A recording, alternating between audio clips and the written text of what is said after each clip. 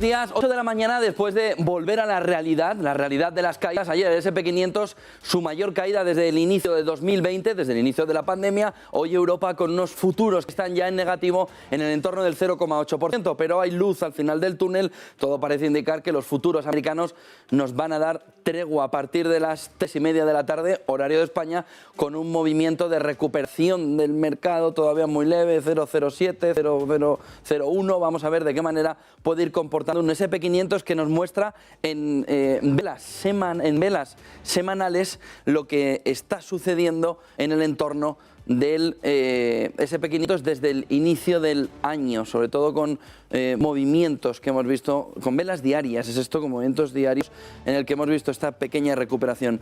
Vamos a ver si podemos ver en velas semanales, no en velas diarias, cómo se comporta el SP500, ahí lo tenemos en semanal. Fíjense, lo que se ha vivido es difícil de ver que no haya un rebote, pero es una de las claves fundamentales en los mercados esta mañana. Fíjense en SP500, movimiento semanal, caída.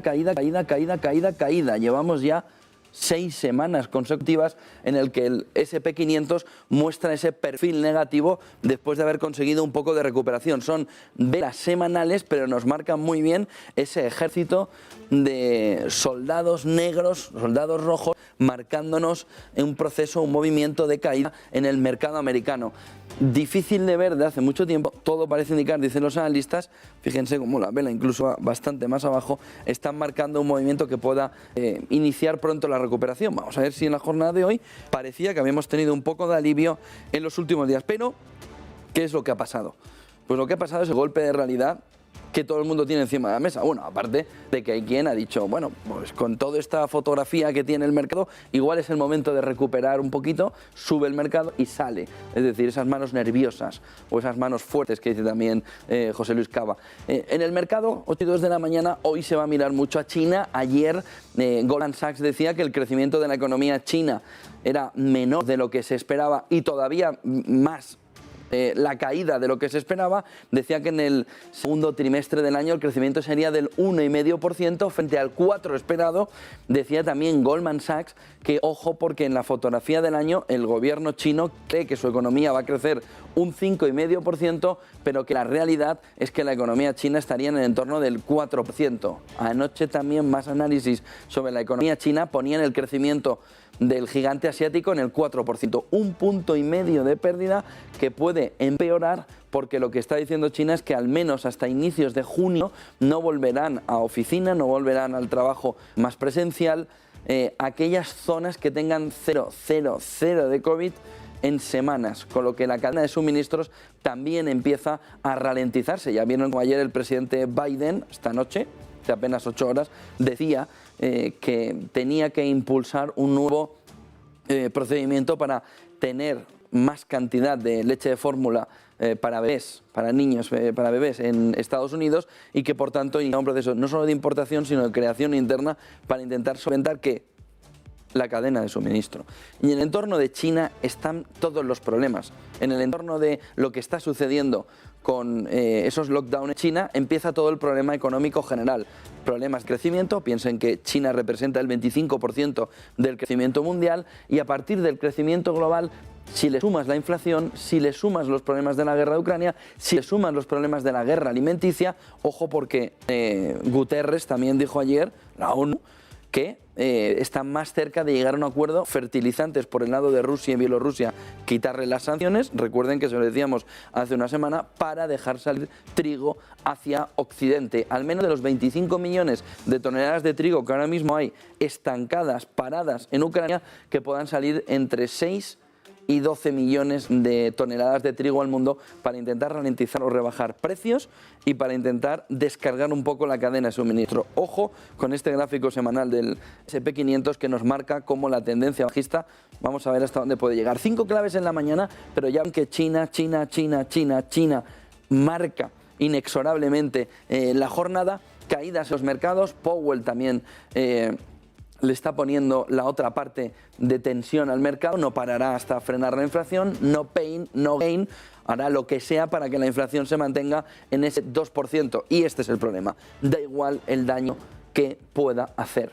Vamos a ver luego un gráfico también que nos dice un poco Y cuando ha habido la primera subida de tipos en la Reserva Federal, ¿qué ha pasado luego? ¿Cómo se han comportado las compañías? Pero piensen en una cosa, la situación es ahora mismo tan complicada que casi ningún gráfico del pasado puede explicar la situación presente. Hay tan berenjenal montado entre cadena de suministro, reducción del crecimiento de China a través de los lockdowns. Piensen que en Estados Unidos, Nueva York, ya en todos los edificios públicos ha vuelto a poner la mascarilla. Tenemos la guerra de Ucrania, la crisis alimenticia si no se soluciona el tema del trigo. No somos nosotros, ha sido el Banco de Inglaterra el que ha dicho la situación es apocalíptica, hablando de lo que está sucediendo con los alimentos. Porque fíjense en el momento. Y luego está la teoría de los vetos. La teoría de los vetos, Turquía y Hungría la han puesto en marcha. Y esto es lo que sucede cuando crees que dominas el mundo, pero te gusta un modelo multilateral.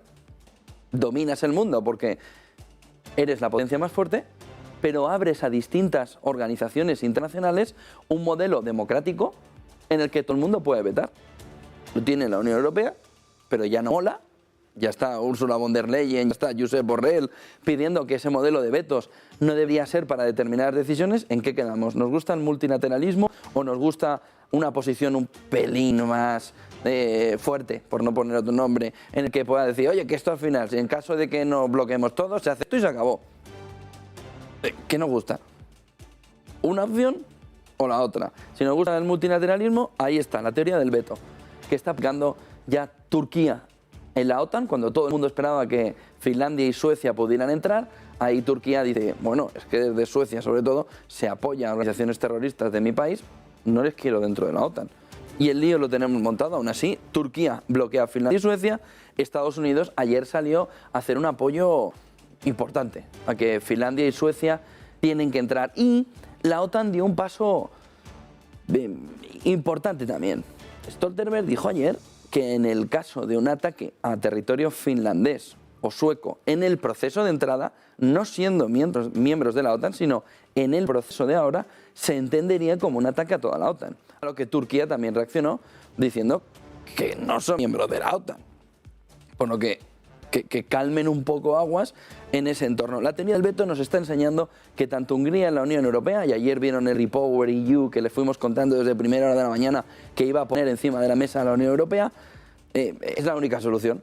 Cuando tienes un veto tan fuerte que te va a hacer saltar por los aires una decisión que de manera poco eficaz dijiste ante todo el Parlamento Europeo, ante toda la Comisión, diciendo ese sexto paquete sin contar con los apoyos, pues ahora tienes un problema. Y Hungría está sabiendo aprovechar muy bien la teoría del veto, diciéndole a la Unión Europea que 810 millones de dólares y 5 años. ¿Y qué hizo ayer la Unión Europea? Dijo que no terminaría de desconectar la energía hacia ese nuevo modelo, ese Repower, en 5 años. Con lo que abría la puerta a llegar al acuerdo contra la teoría del veto.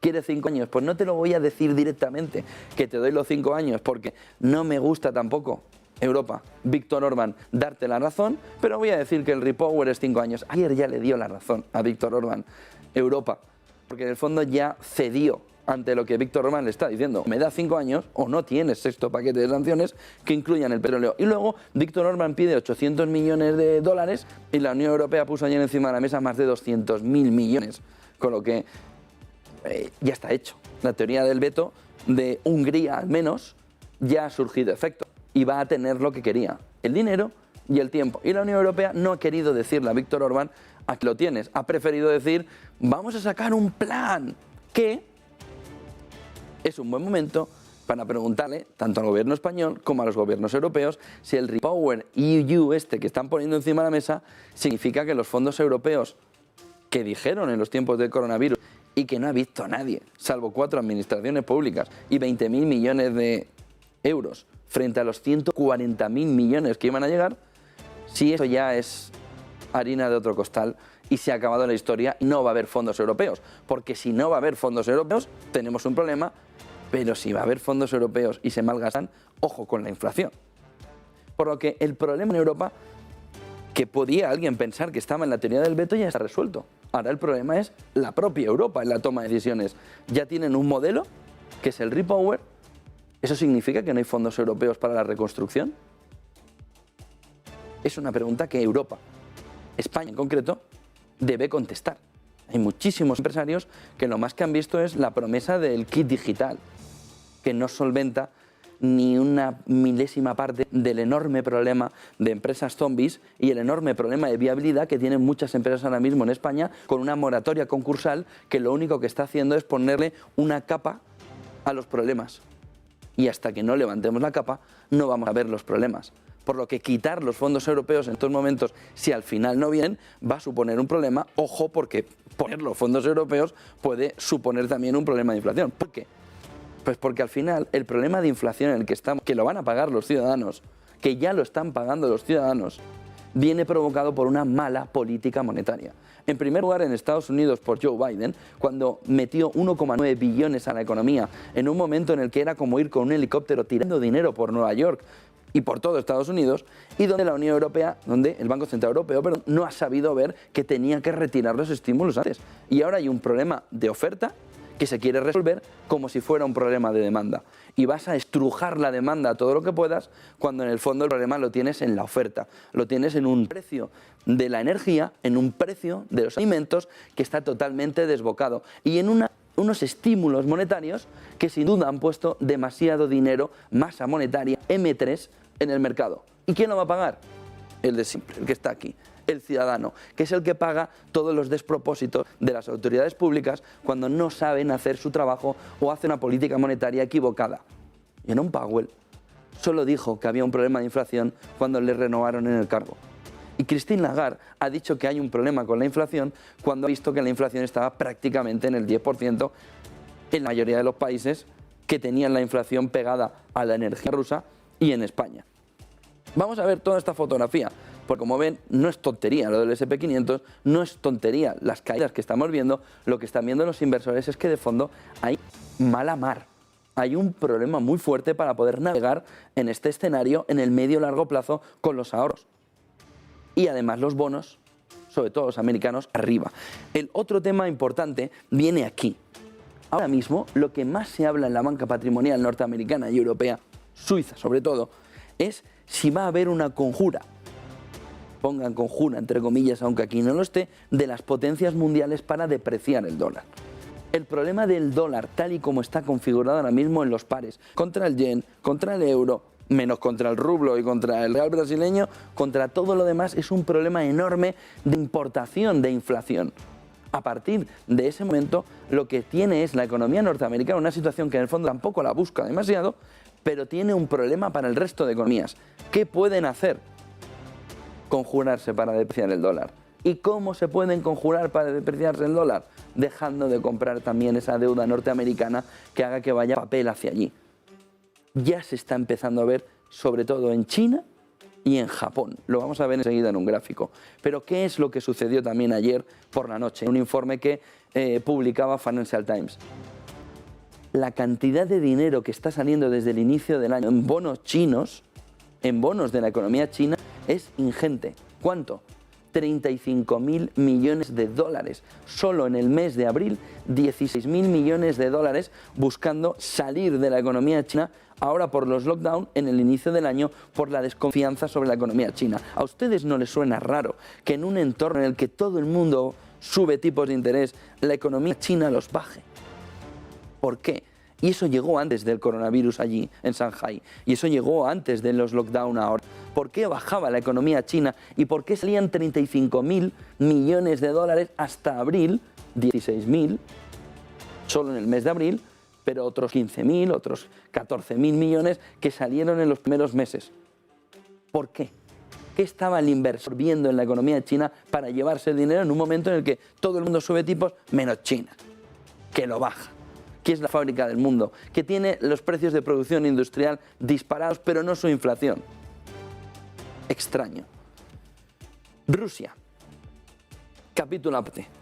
Ayer dijo el gobierno ruso que veía, frente a lo que decía Occidente, entre el 12 y el 20, dice Occidente que va a desplomar la economía china, que lo veía en el entorno del 7%, pero que el año que viene prácticamente plano, o caía un poquito o subía un poquito del Producto Interior Bruto, que todo el impacto estaba plum, en 2022 y luego estabilidad. Dice Occidente, dice sobre todo la banca patrimonial norteamericana, que es la poseedora de los credit default swaps, es decir, que es la poseedora de la rentabilidad del default de la economía rusa, es decir, ¿quiénes son los que tienen más interés financiero en la quiebra de Rusia? Estados Unidos. Si tiene la mayoría de los credit default swaps, si está poniéndose hasta las cejas la banca patrimonial norteamericana con CDS rusos desde el inicio de la guerra, pero hasta arriba, porque no tiene más, lo compra todo. Ya llegará alguien que me lo quiera comprar y que en un entorno en el que su cartera va perdiendo en el entorno del 7 o del 10%, aquí tienes rentabilidad y te pones al menos plano o un poquito en positivo. Venga, toma. ¿Quién está haciendo eso? Pues si lo sabemos desde el principio. 90% de probabilidad de default. Ayer Janet Yellen, frente a lo que nosotros contábamos por la mañana de que no tenía tomada todavía una decisión, dijo que lo más probable, una decisión sobre la exención del 25 de mayo, lo más probable es que elimine la exención del 25 de mayo. ¿Para qué la pusiste? ¿Pero no quieres ir contra Rusia? ¿Cómo que Rusia? Porque tú le pongas una exención, se va a gastar el dinero del banco de Rusia en pagar a los bonistas y no en la guerra. Pero si tiene dinero para una cosa y para otra.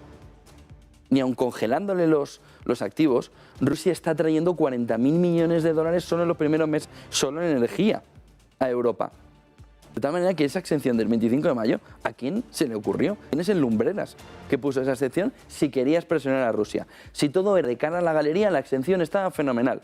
Mira, le vamos a presionar, le vamos a hacer... Piensen que Rusia no pagó el 4 de abril. Pagó cuando aplicó la exención para llegar al 4 de mayo. Entonces, como de cara a la galería, en plan película de ciencia ficción, está muy bien. Presiono. No, pero... Vladimir, tienes una exención aquí, aplícala si quieres. No se lo dirían así, pero aquí se la dejaron. Y ahora dice, vamos a quitarla. ¿Para qué la pusiste? ¿Pero no quieres llevar a default a la economía rusa? ¿Para qué le has dado un mes y medio de margen? No haberle puesto una exención. Es decir, esa teoría de que, bueno, es que se van a gastar el dinero en una cosa y no en otra. ¿Pero qué películas veis? De Netflix ya sabemos que no. ¿Qué películas veis? ¿Quién sale ganando con esa valoración del 90% de probabilidad? Cuando ven que algo va a desplomarse, cuando ven que el desastre se acerca, que las malas noticias llegan de manera grandilocuente, hay alguien que está aquí diciendo, ¿por dónde? ¿90% de probabilidad? Tengo todos. Los CDS. A ganar dinero a expuestas. Ojo, y no se dejen engañar, que el 90% de probabilidad de default trae a alguien mucho dinerito, en un momento en el que el dinerito y las rentabilidades fallan. Fíjense la fotografía, fíjense lo que hemos resumido, fíjense lo que está sucediendo con China y la cantidad de caída de su economía, cómo va cada vez viendo los distintos analistas que la economía va a crecer menos y menos y menos y menos y menos, 1,5% en el segundo trimestre. No se extrañen si el gobierno chino hace una revisión a la baja del crecimiento de 2022 desde el 5,5 que espera al 4. Y si quieren ya un último ingrediente de cómo viene el día, ¿ustedes se imaginan que a final de año Xi Jinping no es el presidente, no es el máximo mandatario chino por todo lo que está sucediendo? ¿Y si finalmente el Partido Comunista Chino en ese congreso decide darle otra ocupación y poner a otro al frente del gobierno chino, de la economía china, que cambie la fotografía de cómo se comporta o cómo puede salir de esto la economía china? Cero COVID, bajada de tipos de interés. Veamos. 5 gráficos, 6 gráficos, no sé cuántos tenemos hoy para ver cómo viene también la mañana. Y ya vemos, porque las caídas en Asia, sobre todo en la apertura, con una caída del 2,5 ha sido muy potente. Y enseguida nos lo cuenta Eva Villanueva, porcentaje de cambio ayer de las compañías que están ligadas al consumo, de quienes ahora ya el inversor dice no trasladan el precio al cliente. Ahora ya, es decir, le han trasladado tanto precio al cliente que el cliente ha dicho, te lo quedas tú. Te lo quedas tú. No, te tengo que... Que no. Fíjense, Walmart, 7%. Dollar General, más del 10%. Target, 25%. Home Depot, más del 5%. SP500 por debajo, en el 4%. ¿Dónde estaba ayer el foco puesto en los resultados empresariales y cómo podía impactar precisamente esa inflación y esa reducción del crecimiento porque sube los tipos la Reserva Federal? Aquí, en el consumo, donde cada vez más empresas ven poder de fijación de precio, bueno, hasta cierto límite. Y el límite probablemente se lo han pasado ya. Y entonces llega el consumidor y dice que no, que no. Piensen en una cosa. La economía norteamericana creció la demanda interna todavía en el primer trimestre de 2022 un 2,7%. En España cayó un 3,7%. Es decir, la economía norteamericana ha seguido teniendo una demanda interna muy potente. Pero, ¿qué va a pasar en este trimestre? Y esa es la duda que tienen los inversores. Han visto la caída del SP500 cuando ven el conjunto de compañías también destinadas a lo minorista, que ven que ya no hay facilidad para seguir trasladando y trasladando y trasladando el precio al cliente, que llega un momento que explota. Es que llena tanto la hucha que me ha reventado. ¿Qué te iba a reventar? Fíjense. Siguiente gráfico de la mañana. Este era un gráfico de Wall Street Journal muy claro sobre lo que está sucediendo. Siguiente gráfico nos marca lo que le estábamos diciendo. ¿Puede haber una conspiración contra el dólar, quitando dólares del mercado para intentar depreciar al dólar y fortalecer al yen, fortalecer al yuan, fortalecer el euro? El yuan, saben que está intervenido, se pueden hacer más cosas, pero euro, yuan, yen, sobre todo, la libra. Fíjense, si vemos aquí la cantidad de dinero que ha salido o que se ha vendido en datos del Tesoro norteamericano, en este gráfico en el que vemos del Treasury International Capital System, vemos en el sistema cómo Japón y China han sacado una cantidad ingente de dinero, de deuda, que también ha sucedido contra China. 35.000 millones en 4 meses, pero ojo con el movimiento también de la moneda norteamericana, cómo ha salido gran cantidad de holdings por extranjeros, ¿no? por países extranjeros, siendo uno de los movimientos claros que nos explican de qué manera se puede intentar por parte de las grandes potencias hacer una confabulación contra, oye, es que podemos seguir así. Con un dólar tan fuerte no se puede seguir así. ¿Por qué? Lo van a ver enseguida en otro gráfico. Pues porque los europeos estamos pagando el precio de la gasolina y el precio del petróleo más caro de toda nuestra historia en términos nominales. De toda nuestra historia. No hay comparación. ¿Por qué? Porque le pones además la revalorización del dólar. Europa no produce. Lo compra todo fuera. ¿Y a quién? A los americanos. ¿Y cómo? En dólares. ¿Y cómo está el dólar? Apreciado. Entonces ya no es el problema los 110 dólares a los que compras el petróleo. El problema es que lo compras en dólares. ¿Por qué Rusia no quiere o quiere que se compren rublos y no en dólares, no en otra moneda? Porque lo quiere en su moneda. Mis problemas ya son míos, pero tú me pagas en mis problemas, no en tus problemas. Que tus problemas no los quiero. No, mejor en mis problemas. No. Que te vendo yo, en mis problemas. Mis problemas ya me los como yo, porque págame en rublos. Y los americanos, ¿qué hacen los europeos? No, tú me pagas en dólares. España, no, quiero más cargueros de gas natural que vengan hacia aquí. ¿Y cómo los pagas? ¿En euros? Sí, en euros. Lo tienes claro. En dólares. Fíjense este movimiento porque es importante. Otro de los gráficos de la mañana nos lleva a entender qué es lo que piensan ahora mismo los gestores en una encuesta que hizo Bank of America hace apenas una jornada. Dice, mayo de 2022 lo azul, abril de 2022 lo gris, bancos centrales agresivos, el principal peligro que perciben los gestores. Bueno, no es que lo perciban, es que lo están viviendo en su propia piel. Fíjense, entre abril y mayo, cómo cada vez va profundizando más en ese mensaje de Powell, desde la inflación es puntual a nos haremos el daño que haga falta para bajar la inflación. ¿Notan la diferencia? La inflación es puntual, nos haremos tanto daño como haga falta. La inflación es puntual, nos haremos tanto daño como haga falta. Es la misma persona, separada en un yin y yang o en una bipolaridad expresiva en el que los mismos gestores dicen, oye, pero si tú no dijiste esto, ya, pero ahora sí. Pero no dijiste esto, pero ahora sí. Todo el daño que haga falta para reducir la inflación. Oye, y si te equivocas en la manera en la que quieres reducir la inflación porque es un shock de oferta y no un shock de demanda, ¿qué haces? ¿Te lo cepillas todo? ¿Te lo cargas todo? ¿Y la inflación te sigue aquí? No, la inflación va a bajar. ¿Y si no baja? Porque era puntual. Y ahora es permanente. Y si baja, te lo cargas todo. Te lo cargas todo. Porque es un shock de oferta y no un shock de demanda. Y si intentas bajar el precio del petróleo y si intervienes de otra manera en la economía para que bajen también los precios de los alimentos, que tienes 25 millones de toneladas de trigo en Ucrania que no salen, ¿eso es la culpa es del ciudadano? ¿Al que vas a penalizar con todo esto subidas? ¿La culpa es del pobre ciudadano que no puede hacer nada para traer el trigo de Ucrania? Hombre, es algo que mandemos hordas de gente a coger toneladas de trigo, así, todo, venga, vámonos otra vez para Europa. Tendrás que intervenir de alguna manera. O el shock es de demanda. No, es de oferta, te lo están diciendo todos. La mejor manera es subir los tipos hasta que revientes al ciudadano. Recesión global, el otro gran problema que va subiendo. Inflación, fíjense, va disminuyendo. ¿Por qué? Porque ya le ha dicho la Reserva Federal en este caso que le haremos daño a la economía hasta que reviente y baje la inflación. La inflación ha caído.